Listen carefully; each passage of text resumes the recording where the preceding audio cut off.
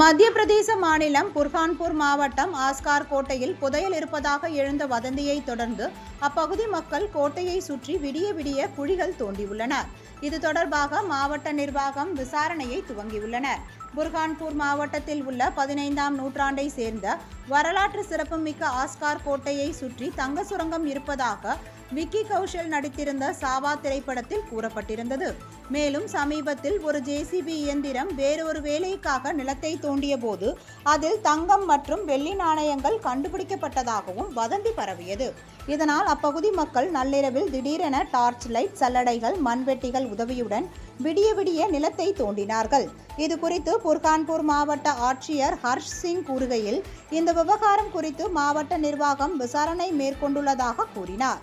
அப்பகுதியில் தங்க நாணயங்கள் ஏதேனும் கண்டுபிடிக்கப்பட்டால் அவை தொல்லியல் சிறப்புமிக்கவையாக இருக்கக்கூடும். எனவே அவை அனைத்தும் அரசுக்கு சொந்தமானதாக கருதப்படும் எனவும் அவர் தெரிவித்துள்ளார்.